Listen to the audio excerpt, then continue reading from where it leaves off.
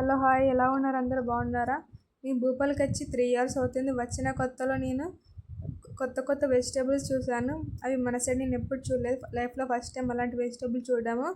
And అలాగే మీరు మరిన్ని కొత్త భూపాల్ విషయాల కోసం నా ఛానల్ని చూస్తూ ఉండండి. నెక్స్ట్ వచ్చే వీడియోలో నేను భూపాల్లో ఎలాంటి ఫుడ్ తింటారు, బ్రేక్ఫాస్ట్లో ఏం తీసుకుంటారు అనే విషయాల మీద చెప్తానన్నమాట.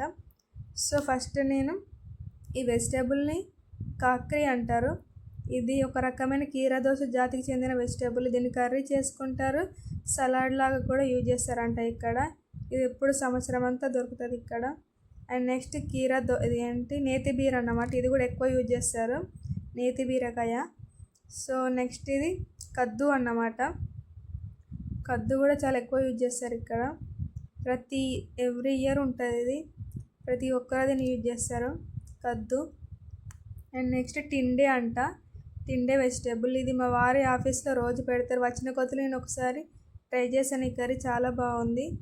ఇది ఫస్ట్ టైం చూస్తున్నాను. టిండే అంట ఇది. పైన స్కిన్ చాలా హార్డ్గా ఉంటుంది, దీన్ని పీల్ తీసుకొని కుక్ చేస్తారు. నెక్స్ట్ ఇది పరవల్ అన్నమాట. పరవల్ ఫస్ట్లో చూసినప్పుడు దీన్ని దొండకాయ అనుకున్నా, బట్ ఇది పరవల్.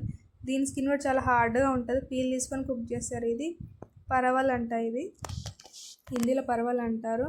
అండ్ నెక్స్ట్ నేను ఇక్కడ చాలా ఎక్కువ అబ్జర్వ్ చేసింది, ఇక్కడ పనసకాయని ఎక్కువ తింటారన్నమాట. ఎక్కడ చూసినా పనసకాయలే ఉంటాయి. పనస పండు ఉండదు కానీ పనసకాయ కర్రీ, పనసకాయలే ఉంటాయి. దీన్ని హిందీలో కటాల్ అంటారంట. నేను 1-2 సార్లు కర్రీ చేశాను, బాగుంటుంది కర్రీ. పనసకాయ అన్నమాట. అండ్ నెక్స్ట్ ఇది బేల్ అన్నమాట.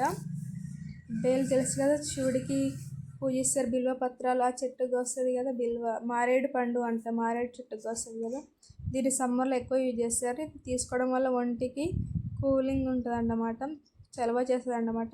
ఇది కవ్వత్ అన్నమాట. కవ్వత్ దీంతో పచ్చడి వేసుకుంటారు. ఇది కూడా సమ్మర్లో ఎక్కువ ప్రిఫర్ చేస్తారు ఇక్కడ. అండ్ భూపాల్ ఎండలు చాలా ఎక్కువ ఉన్నాయండి, 41 degrees ఉన్నాయి. సో మీరు జాగ్రత్తగా ఉండండి, బయటికి వెళ్ళేటప్పుడు ప్రికాషన్స్ తీసుకొని వెళ్ళండి. సో మరిన్ని కొత్త విషయాల కోసం చూస్తూనే ఉండండి. Thank you.